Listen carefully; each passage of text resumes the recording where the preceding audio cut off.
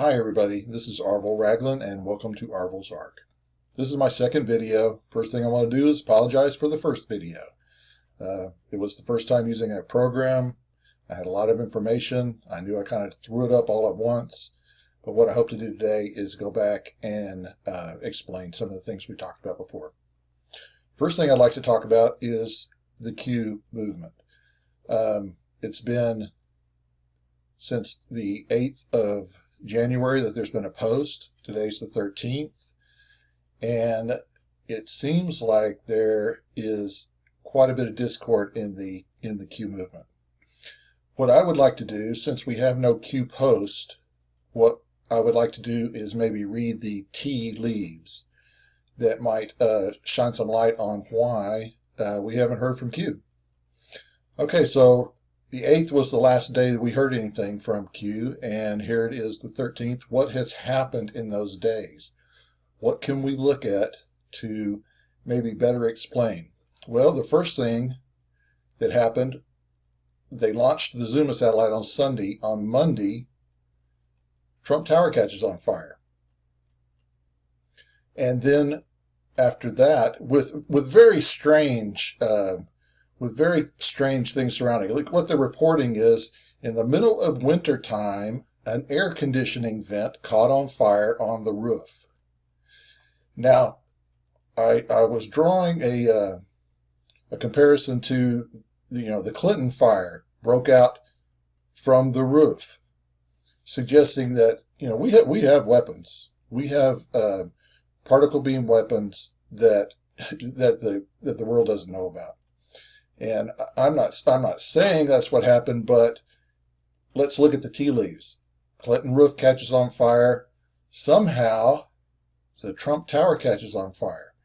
Now, has CIA, have the clowns in America, found a stash of weapons that they had stored somewhere, and is this them fighting back? That's the point I'm trying to make here. That Q goes dark, but look at everything that's happened in the meantime. Fire breaks out at Trump's house, on the roof. What happens next? The Zuma satellite, is it lost or not? It's a classified payload, but I think it actually got lost. I don't think it's up there. That leads more to that they say all good plans in war stay intact until the first shot is fired. Well, I think we've had a shot fired here. These things are they're too coincidental, and there are no coincidences. So Q's gone dark because he's got other things on his plate right now.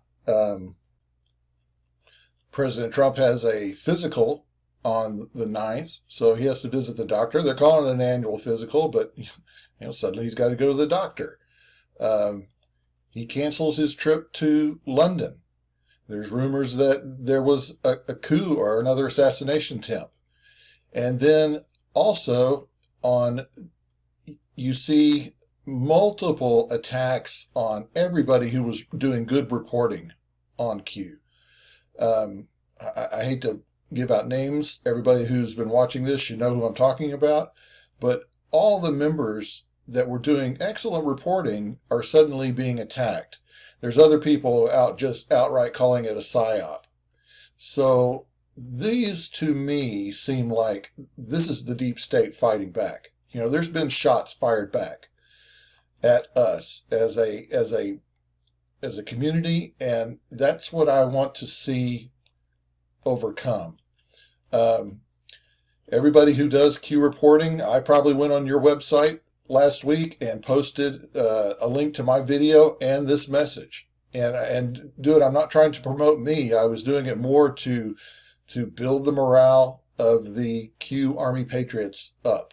I see, we're going to get called names. I'll just read what I put on the websites. So please forgive me. I wasn't trying to impose on your site. All I wanted to do was share information with like minds. I said, Q Army Patriots, this isn't the time to take a step back because a shot has been fired at us by the deep state.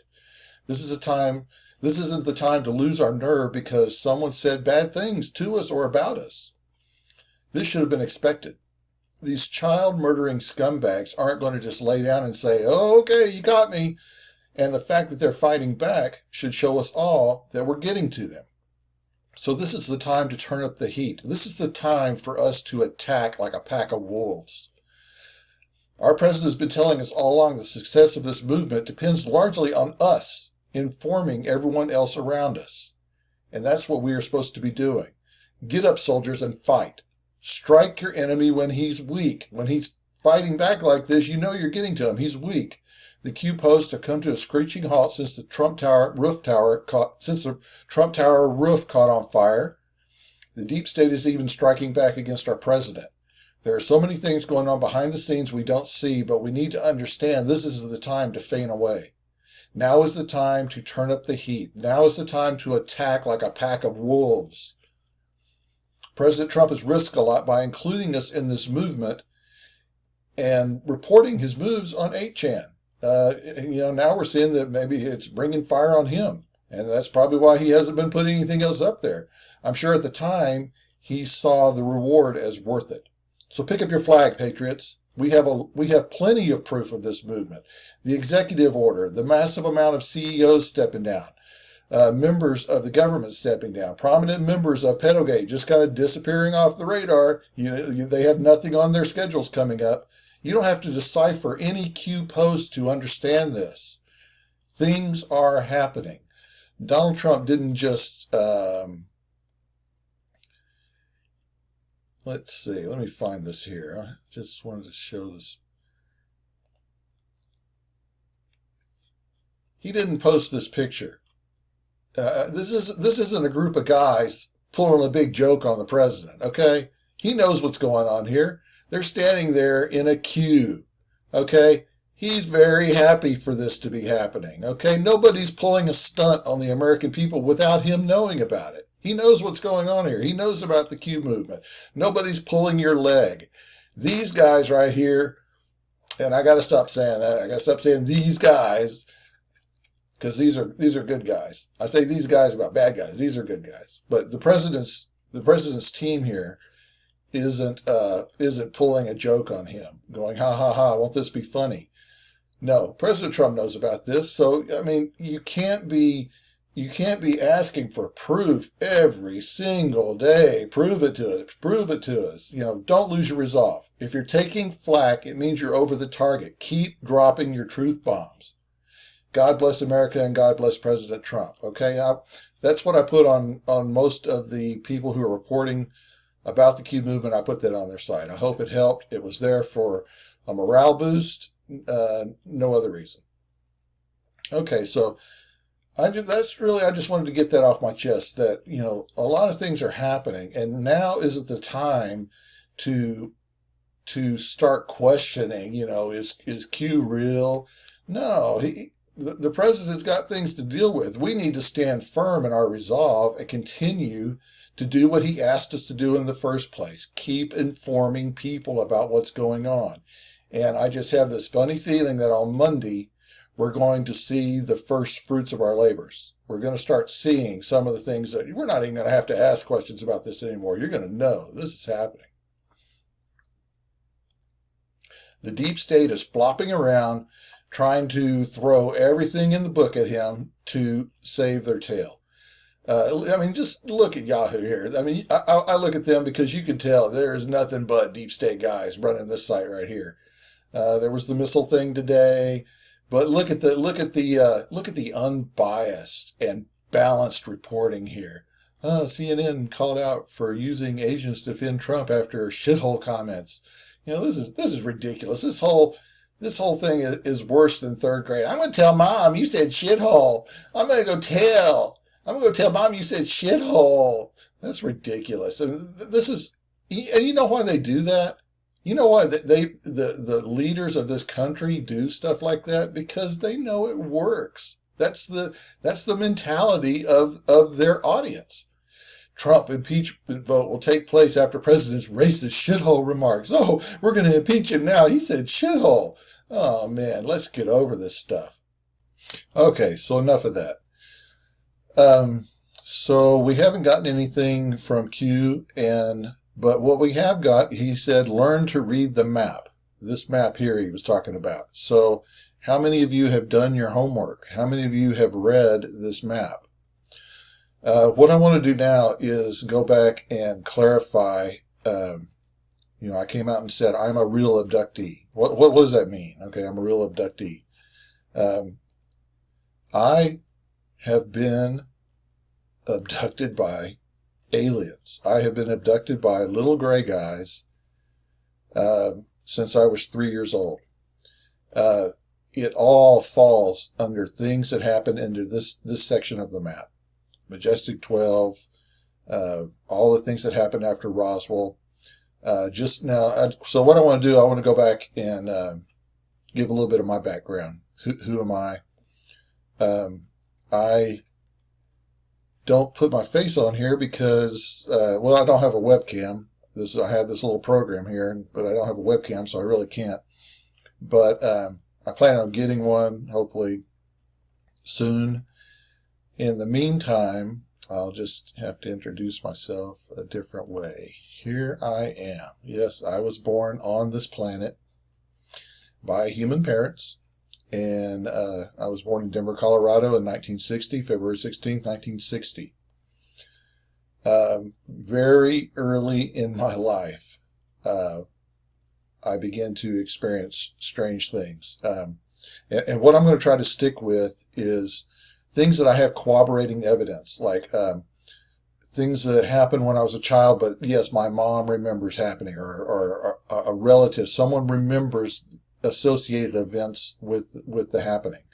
One that I'm even unaware of, kind of picked it up in a hypnosis session that I went through, was my mom said that when I was very young like this, there was crying, that I was crying throughout the night, and it just stopped, and she found the way that it stopped kind of odd. And when she said that in a hypnosis session, I kind of remember the first times, even I think I was probably older than this. This is like a day and a half old, right out of the hospital.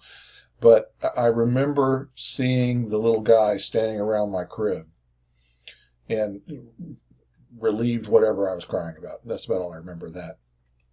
But from a very young age, my very first memory, and that is corroborated by other people, happened in this house here. We're standing out front. It's Easter Day.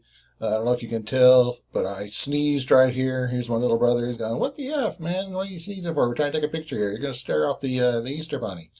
But anyway, the event I remember as a child happened around this bus right here. This bus haunts my memories as a child. I remember I was playing with a little friend next door. We were on the other side of this bus. We were playing.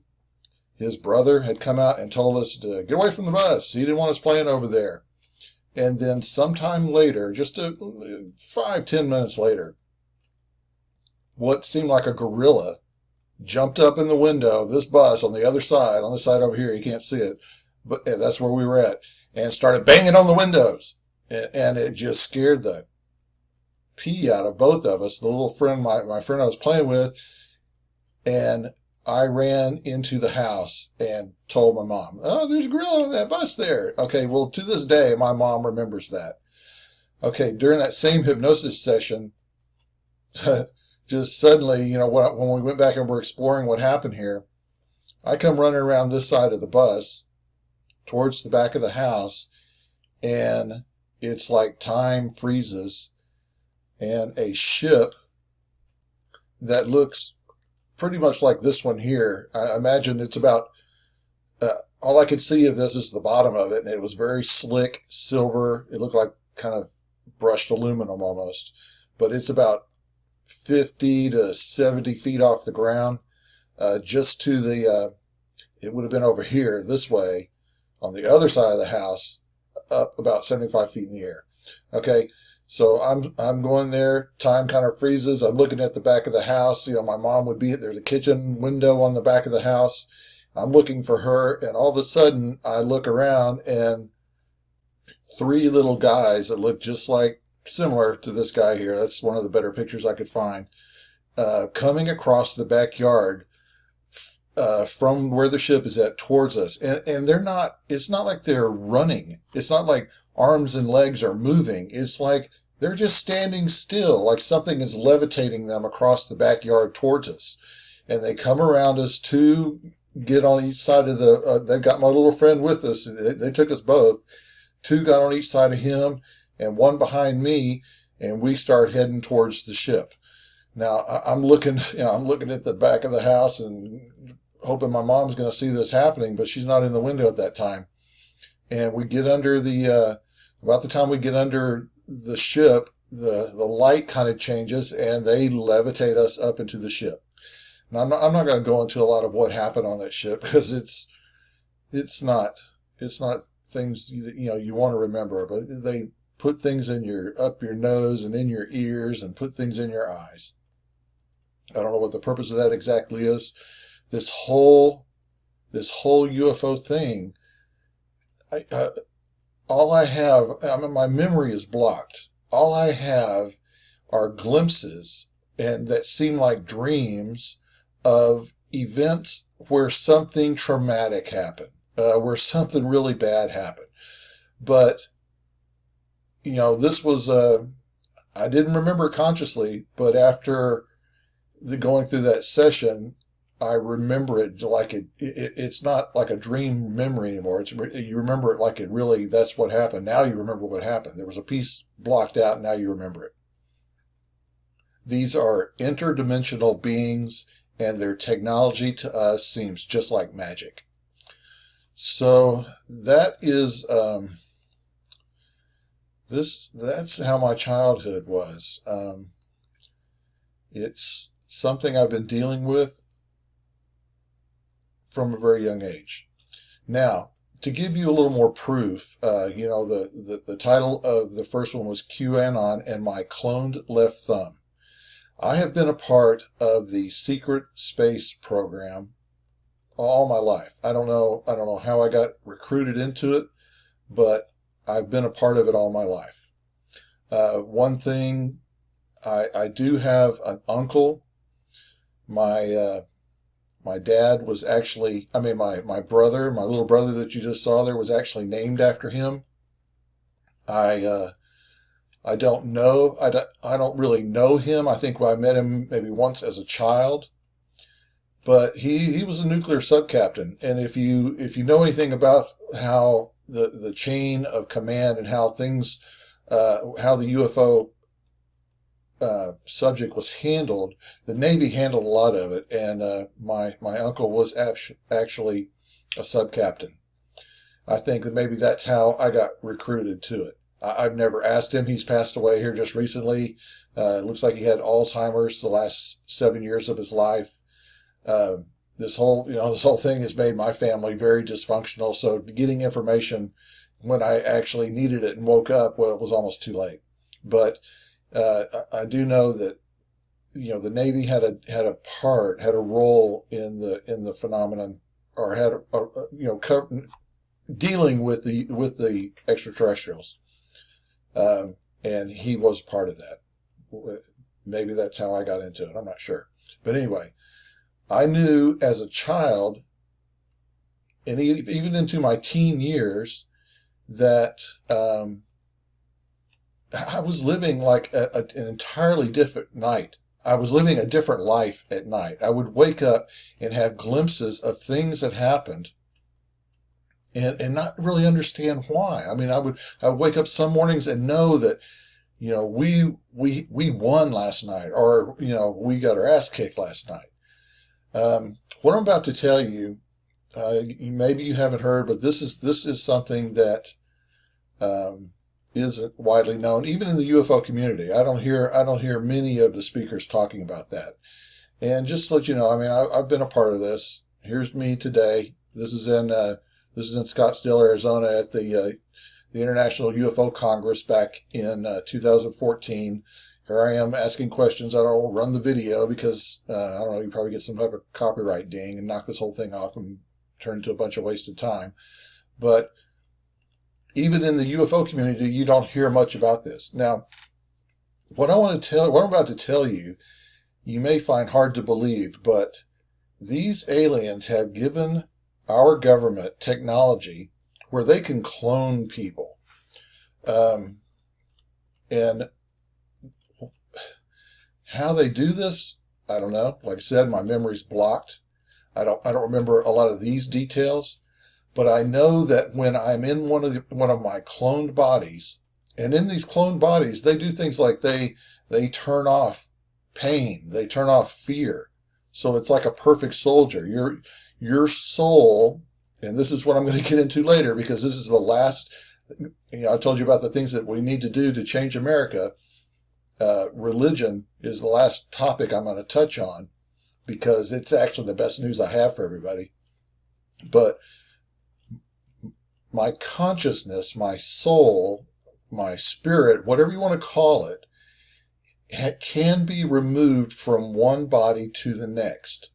So what the secret space program does with a certain percentage of it, with a certain section of it, is they put us in cloned bodies. They keep the original here, and if something happens to it, you just zip right back into your regular body. I mean, think about Avatar. Avatar got their ideas from real life, not the other way around. You're going to be surprised after you find out all the stuff that's been going on, how many movies got their ideas from real life, not the other way around. But what I'm going to tell you now is an incident that happened much later. That was the first incident. I'm not going to bore you with every single thing that's happened to me. I mean, I have lost 30 pounds overnight. I woke up with dried blood all over me as a kid. Not where I could be doing this myself. I couldn't be sleepwalking and doing this. These are things that happen. But the next thing I'm going to tell you about is an incident that happened around 1995. And like I said, I remember these things when there are traumatic events that happen, and it kind of breaks their block. So let's go to this one next. Okay, so the next little stage of this is I had this dream. Okay, I have a dream about I'm on board this ship, and I'm sitting like it's real. It looks like that same type of metal that the ship I showed you earlier, but I'm in the interior of it, and I'm sitting in almost what would be like a small bathtub type enclosure with what looks like a blacksmith's vest over me, holding me down into this. And this is 95, back before Bluetooth. And I've got on this ear here, on my left side, I've got this Bluetooth looking thing. Okay, just imagine, didn't need this part because it was connected over the ear here, but this part, instead of going down to my mouth, actually curled back around and contacted my head. Okay, so in the dream, I'm sitting in this enclosure. I've got this thing on my head. There's a screen in front of me, like a TV screen, but it's curved like the rest of the room. And I don't remember what's on the screen. All I remember is that in the room, or in the dream, everything, the whole room or the ship, there's an explosion, there's sparks in the room, the whole room kind of goes back and to the left and back and to the right. And this Bluetooth, this part of this blows off my ear, and it's like hanging back over here. So where it used to be connected right there, it is hanging off. Okay, now after that happens, and if you look, I mean, you can't see it because the flash actually knocked out a bunch of it, but right here, the next morning when I wake up from this dream, I've got this mark on my head. And I can show you another picture prior to this where the mark isn't there. The last picture is from 1995, and this picture here was a couple years earlier. First night I used to DJ in a club. This is I just went back through pictures looking to see if I could find anything. Just happened to find this when a friend of mine took the picture, and you can see. Let me zoom in even a little closer. You can see, yeah, that was there before, but nothing else. It's pixelated, but nothing else there. Okay, so in a dream, that's all that happened. This thing blows off my head, and there's this big crash on what I think is a ship. Now, I think that what this is, you fly these ships by thought, and that's in those days, I guess they still had old-fashioned connectors to allow you to do that. Okay, so then the dream changes. What I remember is suddenly I'm in what I remember as being like an underground type enclosure, being surrounded by two military looking guys, one in like Air Force white shirt, the other in more, I don't really remember what he was wearing, I just remember what he said. We're going through a door, and when this happened here, I was giving myself suggestions at night. This is something that, different people that took me through the hypnosis said, try to wake up, try to wake up. So I was trying to give myself the suggestion to wake up.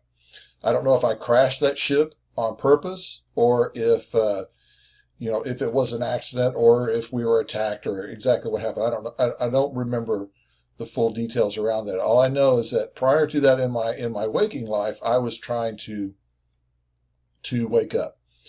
Okay, so in the dream, after that happens, it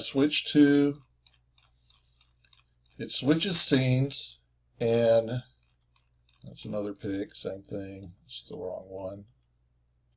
So I'm surrounded by these military guys. We're going through a door, and I remember that either my hand got caught in the door, but I actually think I stuck my hand back and got my thumb caught in this big, heavy military installation type door that slammed on it. And the guy not in the white shirt, but the other one he said, boy, that's going to hurt. And the guy in the white shirt, I think he was a higher rank, he said, no, it won't. That won't hurt at all. You won't remember that. And I think something about the conflicting orders there. I remembered it. I remembered it. So this picture here, this was taken. Okay, I never slammed my finger in any door, consciously, not in my awake life. And this picture was taken about maybe, I took the picture before this started to, and I wanted to get it before this grew off the end of the nail, because all from right here grew out from right here. Okay, when I woke up that morning, I've got that black mark on my head and what looks like a little, like a little BB ding right here, like when a BB hits glass, thick glass, it makes that little pock mark. That's all that was. That morning when I woke up, that's all there was right there. There was a little bit, and you can zoom in a little more. You can kind of see where it was originally. Then this grows off like this. Okay, now that's not the important part, really. That's, okay, you have a dream, you close your hand in the door, and then all of a sudden your thumb does that. That's not the interesting thing. Okay, 2 weeks later, I mean, it took forever before I really realized. I mean, not 2 weeks, like 2 years later, before I even saw this part or realized this part of it. If you see this thumb here, it's got 3 distinct lines on it. Okay? Now you say, you've heard the saying that I know something like I know the back of my hand. Well, I know this like I know the back of my hand. That when I was in school, bored as a kid, sitting there at my desk, I would sit there kind of like I am here and roll the thumbs together, because the 3 lines here would match up perfectly with the 3 lines over here. But as you can see, after having a dream about wrecking a spaceship and then have to go be debriefed about it in an underground bunker and then get my hand slammed in the door, that even the lines on my thumb are all messed up. So what I'm telling you now, and I've got video of this. I'm sorry, I've got video of several things here that I started paying a lot more attention after this happened. And really documenting stuff better.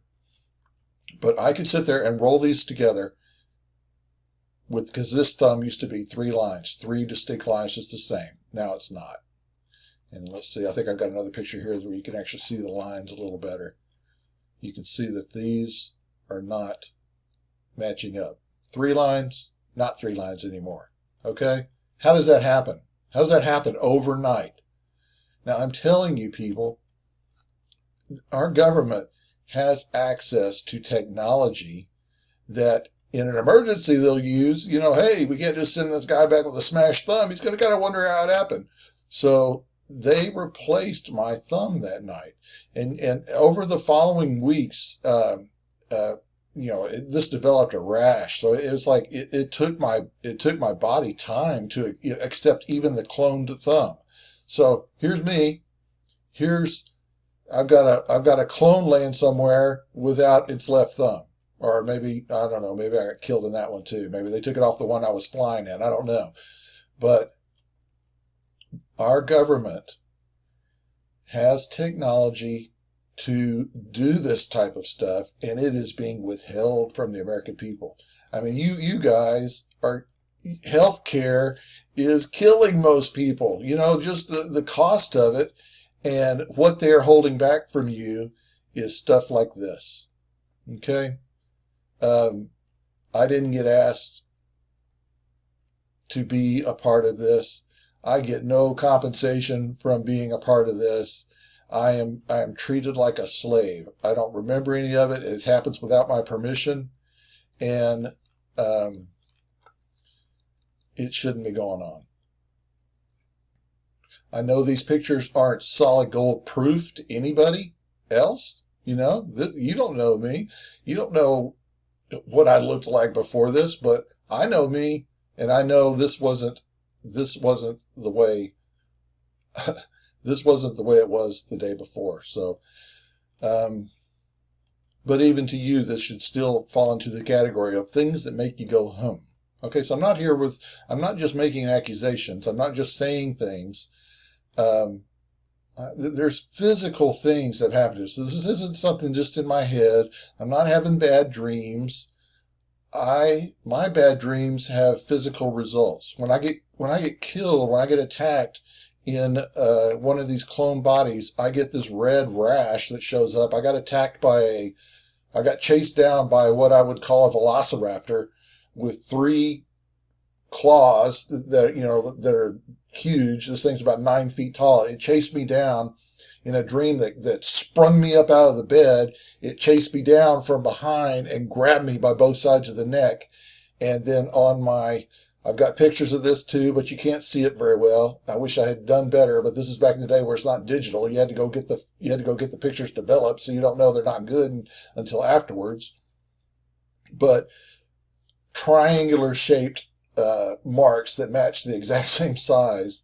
I wake up in the morning and I've got these on my body multiple times. Things I'll get shot. I've got marks on my body that correspond to what happens in my dreams. So this isn't dreams. These are results from abductions that have been happening my whole life. I am here to try to wake the American public up because as far as I'm concerned, Donald Trump signed an order to stop human trafficking. I look at my abductions as no different than human trafficking. I am being made to do things that are against my will. I did not volunteer from this, and if I did, I was at such a young age that I couldn't have volunteered anyway. So this is what I want to wake people up to.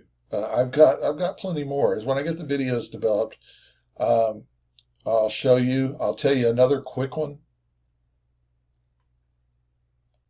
When I was 20 years old, I was walking down the street. I used to work for a home improvement company. We were canvassers. We walked door to door all across Oklahoma. I think I was in Clinton, Oklahoma, on this day, walking side by side with a friend of mine. And I'm sorry, look for pictures. I'll show you more pictures when I find them. But I'm walking down the street in the middle of the day. It's a team of 4 canvassers. I think maybe we had 5 that day. And we parked on the street. 2 guys get up and walk one side of the street. 2 guys, we went down to the next street over and walked our side of the street. We're walking back, and I'm walking along, and I step in a hole, like it was like a water meter cover, but it was kind of an odd place. It was out on the main part of the street. I mean, out on the, not in someone's yard. It was out on the public part of the street. And I step in this hole, and the guy that was with me keeps on walking. And I'm going, hey, help me out. And my foot's like 3 feet down in this hole. He pulls me back up. When I get out of the hole, I look at my pants, and there is a cut on. And I happened to wear some church pants that day. They were the nicer pants. They just the only ones that were clean that day. And of course, what's going to happen? It made a cut on my pants. So it makes this cut on my pants. He pulls me up. I'm looking down here, and and it's this way. It's about a 1-inch cut right here on my shin, and my leg is kind of hurting. And when I lift the pant leg up, I have this hole in my leg, in my shin, and what other abductees have called scoop marks. But this is on the shin you get hair, skin, muscle, bone, and I could see all the way down to the white bone in that, and it is not bleeding whatsoever. So I remember putting my hand in whatever I remember as being a hole, and there was nothing in there that could account for the cut. And it wasn't like the skin was, like that was pushed into the leg, like I hit something that made that hole into the leg. All that tissue was gone, and you can see it today, even till today, that there's a divot in my leg right there. So I'm going, what the hell? I mean, this was like the weirdest thing. This is 1980. I was 20 years old. This is the weirdest thing that's happened. Again, this is another conscious thing. And I'm going, how in the world has happened? There's a cut here that goes this way, not this way, because I stepped down into the hole. There's a cut this way, and this big hole, stuff missing out of my leg. I could see the bone. Over the next few days, or the next couple of hours, it filled up with plasma, or just kind of this clear liquid, and slowly healed over. But it was like that whole time after that happened, it was like walking into a room and you forget what in the world you went in there for. And it was like, that's what just happened. We stood there, I don't know, maybe 3-4 minutes. I mean, there's nothing there. There's nothing to explain it. And you're going, my leg's hurting, and don't know what to do. So we walk back to the car. When we get to the car, the other guys are sitting there. They got the windows rolled down. This is, it's hot Oklahoma summertime, and they're all pissed off at us, going, "Where have you guys been?"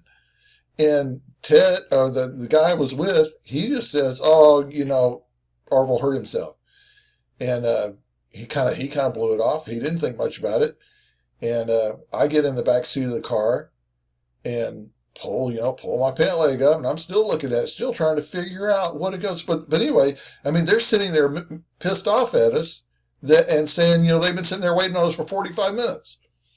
And we had not been gone that long. We had done nothing different that day than we did any other day. They walked their side of the street. They walked their street. We walked our street. We came back.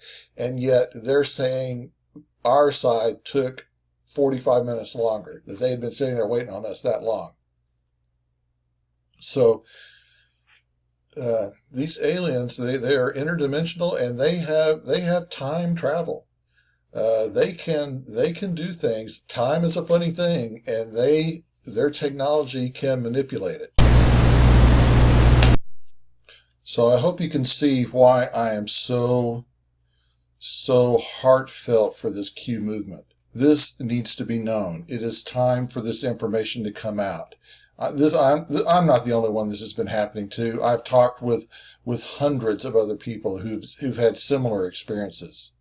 So please, Q patriots, listen to me.